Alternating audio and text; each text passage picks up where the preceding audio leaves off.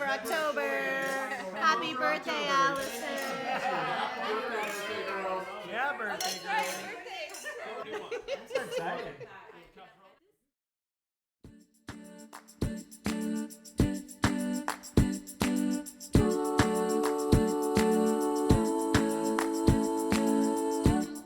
Hello and welcome to Sip with Nikki. I am your host, Nikki Lamberti, coming to you from wine country, California. And if you are new to Sip with Nikki, we are so happy to have you here. So as of the time of this recording in mid-October 2024, we have listeners in 36 countries. So the majority are in the US, but many of you are listening in Germany, Japan, Finland, Austria, Sweden, just to name a few. And I just wanted to say hello from California and thank you so much for listening. Love to see our community of sippers spanning countries and continents. It's so awesome, right? That's what wine does. It brings people together. Speaking of, hopefully you've had a chance to listen to last week's episode where I spoke with Karen McNeil and Howie Wedler about this Come Over October initiative that has kicked off this month. If you haven't had a chance to listen to it, I recommend that you go back. It's really fantastic and will help you to understand what this campaign of Come Over October is all about. It's about putting down the phone, turning off the TV, slowing down, inviting one or many friends over to open some wine and just enjoy each other's company. So we're so grateful to our friends Dana and Tac who opened up their home to all of us last night. There were a handful of us that gathered here in Sonoma County. And I, first of all, made sure everyone was okay with it. But I said, gosh, wouldn't it be cool to let our audience listen in to what does a Saturday night sound like when you've got multiple winemakers, people that work in different areas of the wine industry, their spouses, all of whom would label themselves foodies, and many are also phenomenal cooks. What are they drinking on a Saturday night? What are they eating? What are they pairing? And what does the conversation sound like? So I brought some microphones with me and have pieced together just a short representation of our evening.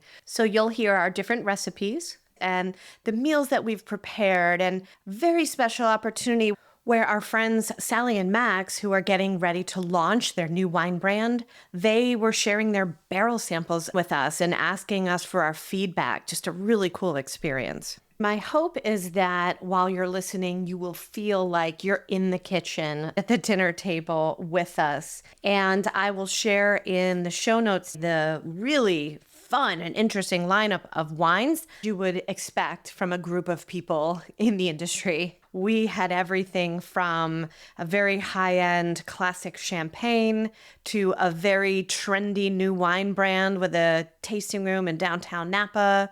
And spoiler alert, I brought a widely distributed wine that you may have seen on a store shelf near you, and it may or may not have been infused with pumpkin spice. I could not wait to get my friends' opinions on it, and man, did they have some opinions. So here we go with a typical Saturday night in wine country.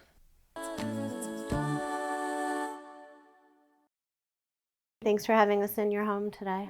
So happy you're here. Can you tell us what's on the menu for this fantastic impromptu come over October / birthday celebration dinner in your home? What's on the menu? The menu is my grandmother's famous angel biscuits, which is really funny, sort of converts those who don't love biscuits because they're yeasty and heavy and I know exactly. Who doesn't? You see my face. Yeah, who doesn't love like, biscuits? But they're like they have to be convinced to like a biscuit. Especially because they think Southern biscuits, which are very flaky or can be very floury and these are very moist and heavy. And they're angel biscuits because you fold them over from a little circle and make little angel's wings. And this is Grandma's recipe. Her name is Wilda. Where did she live? Kentucky. These are Kentucky biscuits. Yes. It is funny. I, as you know, don't love to be in the kitchen all the time. I love to be in the dining room, plenty. But the kitchen, not so much. It's not my God, well, forte. your kitchen is so amazing. Well, I make it would pretty, live in so- this kitchen. But somewhere early in our marriage, Tac had these enough times that he was like, we got to figure out how to make these. And I was like, I know how to make them. And they're always slightly different. And then I find out, no, they're not slightly different. It depends on how much care you put in. If you do it exactly the same way each time, then they're exactly the same each time. So he's sort The human element Yes, is different. yeah. I'm so excited to have Grandma's biscuits, and thank you for having us over. Absolutely.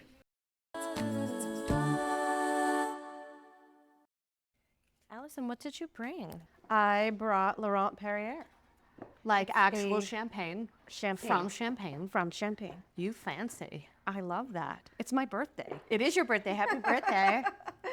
Of course. What's that gorgeous plate down there that you also brought? So I wanted to make something that was like super flavorful, but also kind of healthy and on the lighter side, just because I know we have so many yummy rich things that we're going to be celebrating with. So Did you say healthy? Did you bring healthy food to I our did. gathering? of course, well, a lot of look at what Dana's making. All that cabbage salad looks Oh, amazing. so the 97 pounds of cheese and that's cured meats that I put on this board is needed to be balanced out by your vegetables. Yeah, and so we fish. have a little, and you have olives, and you have. Woo! Happy birthday! Yes. There's a lot of healthy things there too, but I was trying to think of cornichons. That's healthy. That's like a pickle of sorts. Superfood. It's totally super. Okay, tell me about the shrimp. So it's super easy and very flavorful. It's just a marinade. I got them all cooked and taken care of so that I didn't have to do anything. So I'm also thinking like Quick, easy. quick. So the marinade is olive oil, lime juice, rice wine vinegar, a jalapeno, some red pepper, garlic, green onion. And you basically just make this marinade and then you let them soak for a couple of hours and it's done. And I just thought that would be like a fun, they're they're cooked. boiled or however you want to prepare your shrimp. Here, I'm gonna let's eat listen this. to this. It's your birthday. Champagne pouring in a glass. I was also thinking of this pairing too, like what would I want with bubbles that have really interesting flavors. Well, bubbles are so versatile, right? It's almost like a clean slate with just acidic. I wanted them spicier, so I would do them spicier next time. Oh, but there's a little little jalapeno pick in the back. Serrano. Serrano. It's gorgeous. It seems like a very quick recipe too. Well, that's it. Like you could have that football, something different. I was gonna do a peanut sauce, but then I was like, we're gonna have. That'd be richer though. This is really clean and bright. That's for you. Cheers. Thank you. Cheers. Look at this pork tenderloin that just came in off the grill. Chef Tacoma. I'm using your full name when you're fancy. Tell me about this gorgeous pork tenderloin. We've been having this for many, many years. So I think you heard about Dana and her grandmother's biscuits. Yes. We always have this pork tenderloin with it. It just goes really well. You can eat it in the biscuit or just have it before. But the short like story a is little sandwich. thin. But the very first time I ever had this pork or the biscuits is when I started dating Dana, and she invited me to meet her parents. And the first dinner we ever had together was the biscuits and this pork tenderloin. And what year was that? That was 1996. Oh my goodness, almost 30 years ago. Yes. And is this the same grandma's recipe? I don't know. It came from her mom. Okay. Right, Dana's Okay. mom. So the recipe came from her mom. Where they got the recipe, I don't know. It's a soy sauce with sesame and ginger and onion. Oh my God, it's And, so beautiful. and they've been marinating in it for 2 days. 2 days marinating, and then on the grill. Yeah, and then just cook them until they're, everybody likes their pork different. Yeah. Most people don't like it a little rare. I don't mind it a little rare. I do. I like it a little But pink, yeah. I always strive to just have it done.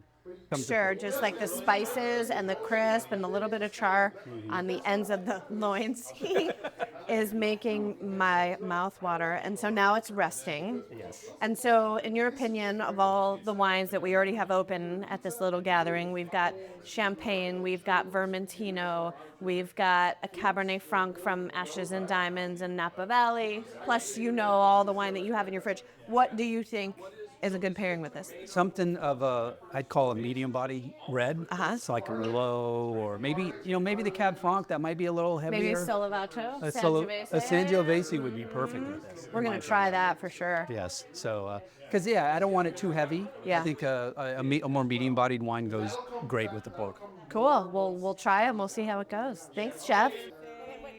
Are you opening that? Yeah. So this, Michael and Nikki's brewing.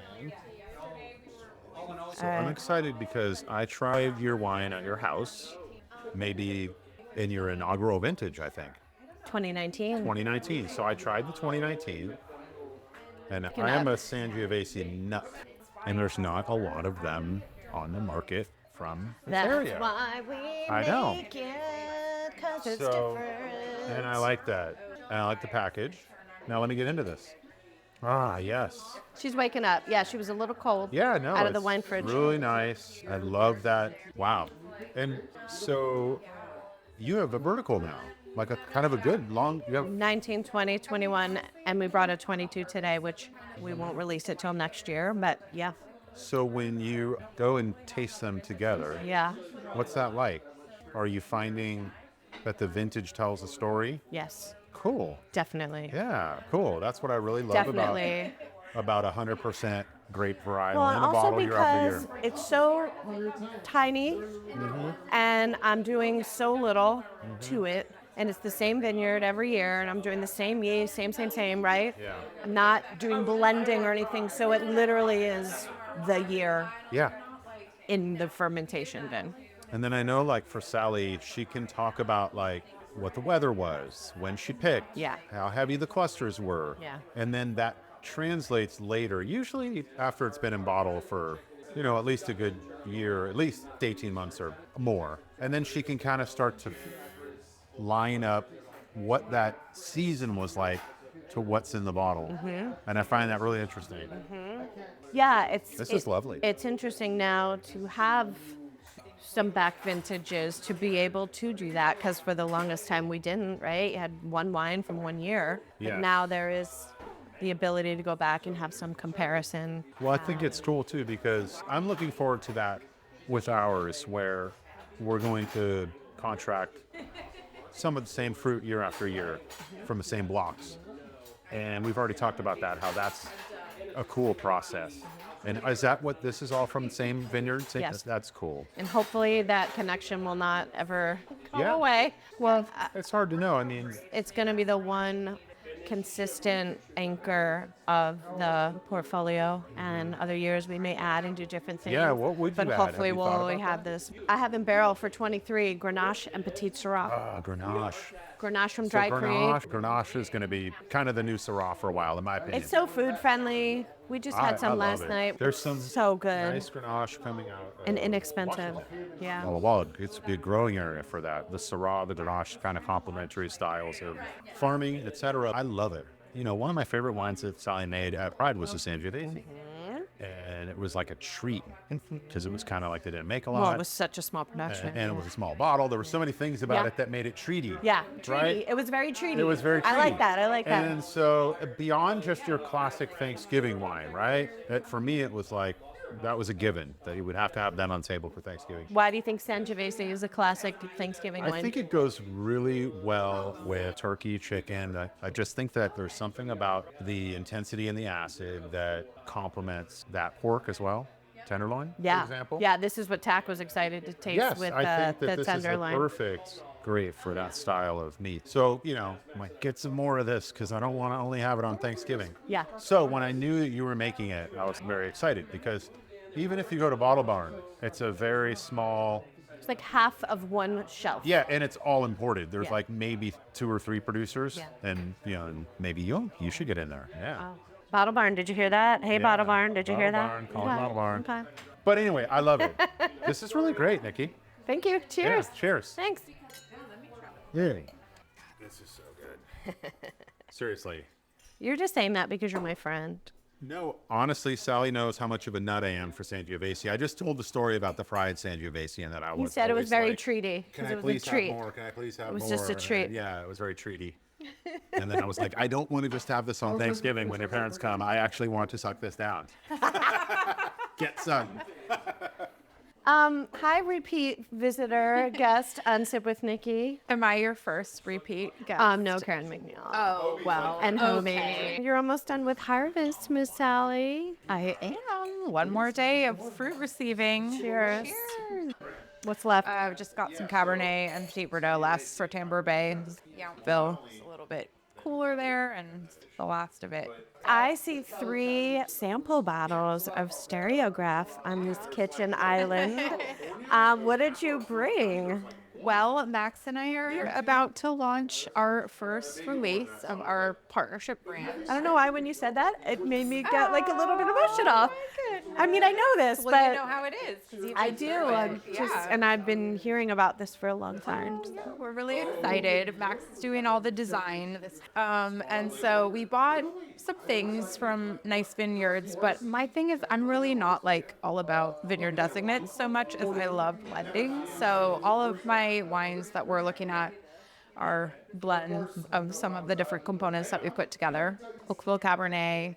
We have a Napa Valley red blend that is mostly Merlot with a little cab. Yeah. Probably have a little Cab Franc in there before it's all said and done. Okay.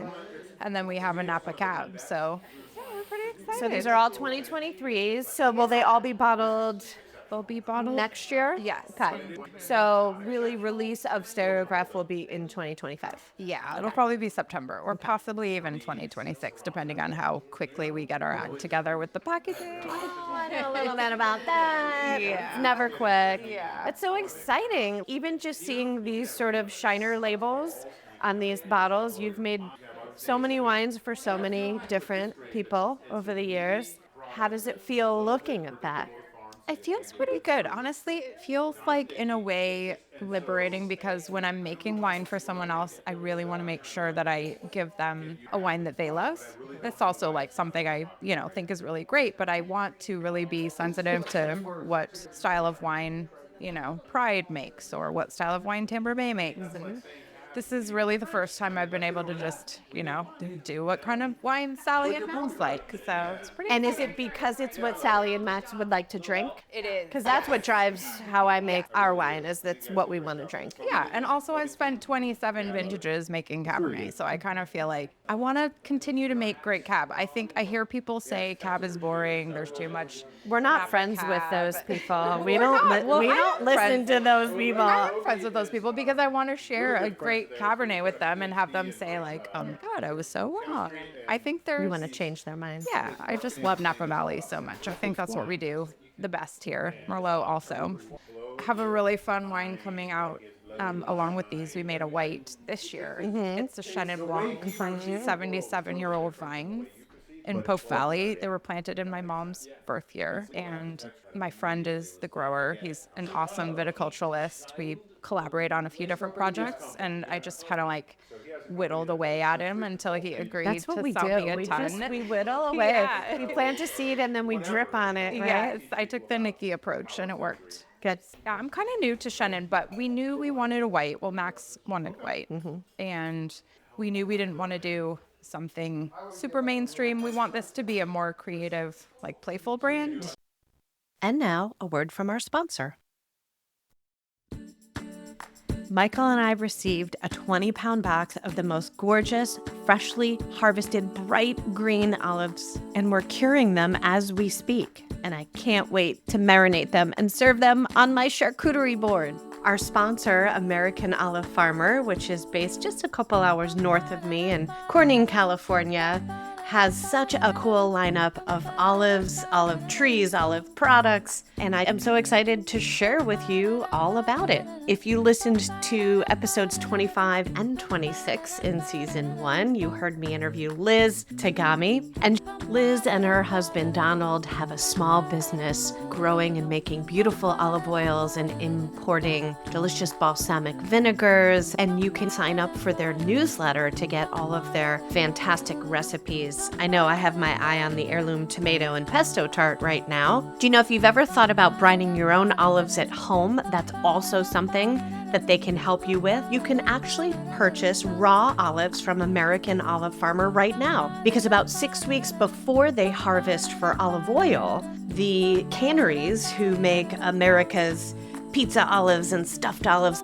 They harvest earlier in the season for those. There's a wide range of varieties, and some are better suited for brining. Sevillano and Manzanillo are two varieties that are great for brining, and you can buy them in 10-pound or 20-pound boxes. An American Olive Farmer will ship them right to your door with a full PDF recipe and guidebook on what to do with them. Currently, they're taking orders for late harvest olives, and they'll be shipping them to you in the final days of October. Make sure you visit AmericanOliveFarmer.com and use the code SIPWithNikki, capital S, capital W, capital N, SIPWithNikki for $10 off your order. And now, back to our show. So my Chenin Blanc came along, and we actually fermented it in a ceramic globe, which is really cool. I saw your Instagram pictures of Yeah. this globe. I know, it's so pretty. What do you think the globe does differently than any other Well, it's sort of tank or in barrel? between Concrete egg. oak, concrete, ceramic, stainless. I would say it kind of goes that way. So oak, you get a lot of oxygen exchange. It's very textural. Concrete, there's a lot of mineral impact, and that's also very textural. Ceramic, because it's fired, it's very inert. So you're getting this very fresh, lively wine, but there's a little more oxygen exchange than stainless. And then stainless is just like pure, very fruity, very floral. So It's unique. I like it's a really unique. differentiator, which is yeah, cool. and it tastes so good. It's just very like fresh. It's a good match for that wine. Nice. No Chenin Blanc here today. No. Okay. All right, we'll have to wait for that. Yeah. Well, thanks for weighing in. I thought that it would be fun just for people to hear, like, what do wine people, winemakers, wine business, wine industry, what do wine people talk about and drink on a Saturday night? And literally, even if we didn't have these microphones on, like, this is what we would be talking about, right? Yeah. I mean, this is what we do, right? We talk do. about food and wine pairing and the project. So cheers to come over October. Cheers to come over October. We'll and get you back for like a Sollevato. full episode again in the Yeah. future. But thanks for the No sneak peek. worries, but this is so great. I love this wine. It's delicious. Thank you. Thank you. I'm gonna pick up my allocation. I promise I'll get it to you soon.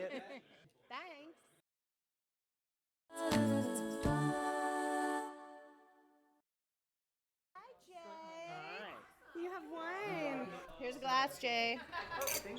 What did you bring? Pride 2017 Merlot. Oh, benevolent neglect. Fermenting. Michael and I popped into that tasting room in downtown Napa 2 weeks ago. It was very cool and very trendy, and they have like a record player. And it's like young guys making wine, and it's cool. So that's the Vermentino. Yep. Yep. Yep. What did you bring in? What is that? A tart? Yes, it is. It's butternut squash and caramelized onion and goat cheese. It's gorgeous. Did you? I can't take no. I You did didn't not. make that? I would love to have time to make something like It looks that. but very I did not make homemade. that one. Well, you had homecoming today, so you're off the hook. It's gorgeous. Ooh, I can't wait to try it. Yes. Okay, time for dinner. We're gonna sit. Here, you have to do this.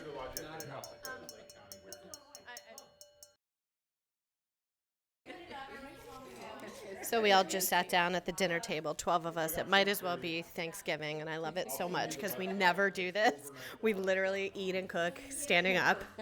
Most of the time this group is gathered, so this is very special. Plus they just have a beautiful home and space. Thank you, everybody, for listening. Hey! Cheers! Thank you. Come over October. Happy birthday, Allison. Yeah, birthday girl.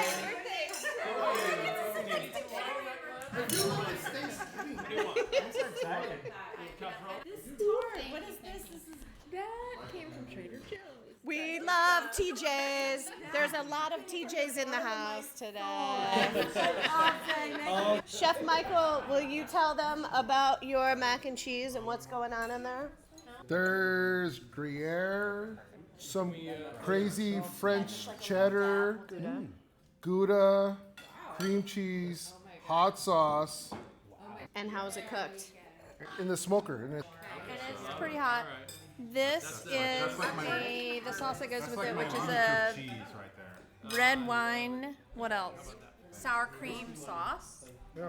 And then a homemade honey mustard that sort of got runny, so now it's in a different container. That's what this is? So yeah, it looks like gravy, but it's not. This is like a honey mustard? That's a real honey mustard. You know, you wouldn't have told anybody, they wouldn't have noticed. And if somebody be like, this is gravy. Nope, it's honey mustard. All right, time to eat. Ooh, I want all the sauces. I want to try them all. Grandma's biscuits. Oh, goodness. Oh boy, that's exciting. Wow. Cheers. This is good? Okay. Oh my gosh, the mac and cheese.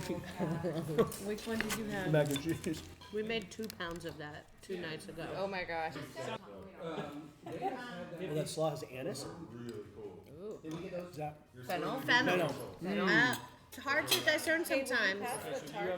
yes? Delicious. I need to know more about this slaw. Jay wants to know about the slaw. What is in here? This is unreal. There's sort of a joke. The last time we were at Nikki Michael's and we brought vegetables and he was like, this is the first vegetable I've had in a while. And I'm like, well, you always do vegetables. So I had to bring some acid and some lightness to the table and I was like, I gotta make a vegetable, but I don't want it overcooked veggie. So I found this thing and I thought it looked yummy, but it's all kinds of things that I don't normally cook. Again, I don't cook, so that's not saying much. Could have fooled me. I think you did. What did I tell you? Is that fennel? Yes. Cabbage, mint, cilantro, serrano peppers. Wow. What else, babe? And then the dressing is olive oil, lemon, and Yeah, olive It's oil, so lemon. good. Yeah, and it's perfect to have with all this stuff. Sip Spotlight. All right, pumpkin Chardonnay. I refuse. I was really curious about this. $6.99. $6.99. Pumpkin spice Chardonnay. You like it? Because it's Makes me crazy. come over October and we have to celebrate all the things. Oh, what? It's like mold. It is like mold. Spicy. Mold? Mold. Mold? Like mulligan. Mold. Oh, like mulled wine. Here's your pumpkin spice Chardonnay. Oh. It's very sweet. There's certain things I just, What do we think, kids? They could have charged like $59.99 because the pumpkin nuts will still buy it. My God. Yeah. Oh, that's delicious. What? What? Oh, What? it's the end. You're gonna have to walk all the way home.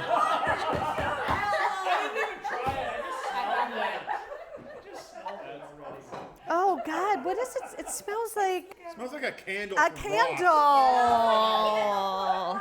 That's all I'm gonna tell you right now. Marshall. It's literally a candle from Ross. Candle. I want to taste this. I have been aging this in my wine fridge for 3 months. Hold your pumpkin ass. Wait a minute. They had pumpkin something for sale in July? August, yeah. Just a little C&H. I just need a couple A tablespoons. little C&H. Couple tablespoons more and I'm in. I can tell you right now what it tastes like. It's literally like drinking pumpkin wax Yes. off a candle. I feel like I went to that, what's that? Yankee Candle Company. And I fell into that. Because you know how you're at Ross and you're like, what the hell's that smell? And then you're like, oh, it's the candle aisle. Here's the crazy thing: they sold out of this. When I was getting that sold dog out. bowl. All right, thanks for weighing in, kids. I appreciate you all. Thank you. Yeah, I just say it how it is. That's a no. That's a no. To take that picture of my mouth. I don't think this is. I'm gonna make a wish for more pumpkin wine to fill my soul. I can't wait.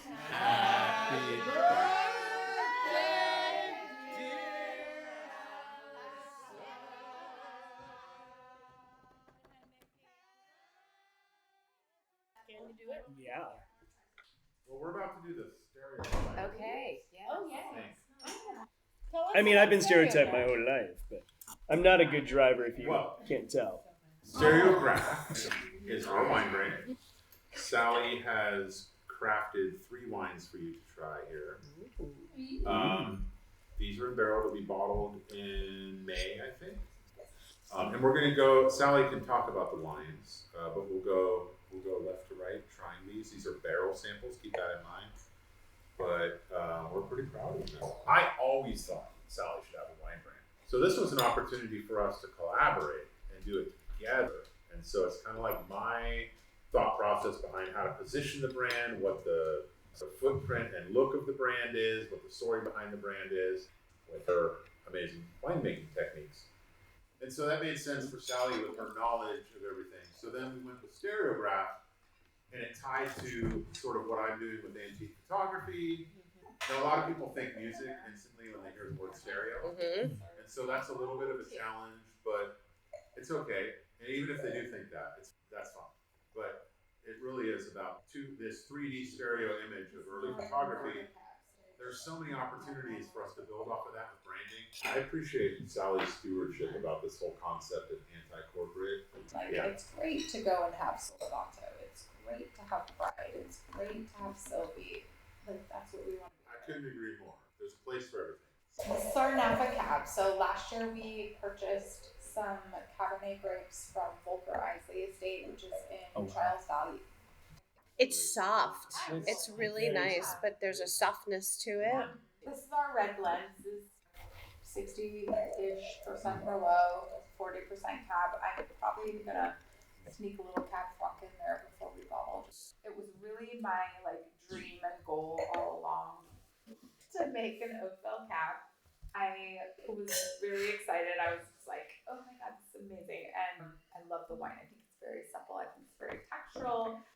Like you, Max. More like the Super supple. Supple. So supple.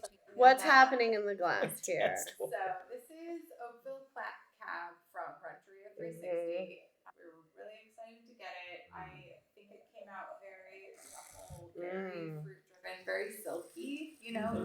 It's very silky for a 23 especially. Differentiator. Even though this is 100% Cabernet from Oakville. I think that's what's throwing me off. The one that I think, when I think of Merlot as being slightly softer, is that both cabs are more fruit driven and softer to me. Now, we're talking really young wines, but I expected the Merlot to be the one that was the fruit bomb sweeter, whatever, the bachelorette girls shit. That I'm always Well, now they're not going to be a sponsor, okay? We've lost Trader Joe's, we've lost the Bachelorette Enterprise. Because all of our wines were made to be bachelorette wines. So we're still working on our blends. We're still.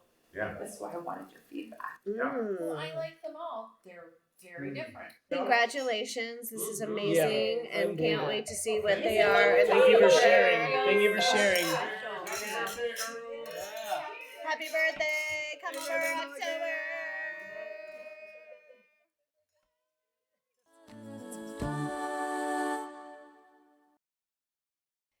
And a good time was had by all. Do you know, as I'm sitting here the day after editing and re-listening to all of this, my takeaway is laughter, right? So much laughter, so much joy. That's why we love food and wine and gathering. And this was really extra special to sit around the table. You heard Thanksgiving. Why do we wait once a year to do that? Let's do that more often. And hopefully we've inspired you with some really cool wine choices and to dig into, grandma's recipes and take some time, spend some time with those you love. Check out all the links in the show notes for everything that was mentioned today. And a big thank you to all of my friends for being good sports as I was running around the kitchen putting microphones in front of them. As always, if you'd like to be an angel and support the podcast, buy me a glass of wine. I would be ever so grateful, and the link in the notes is there to do that. If you're enjoying being a part of our SIP community and you liked this episode, please leave us a rating, a review in whichever podcast platform you're listening in. And as always, sip well.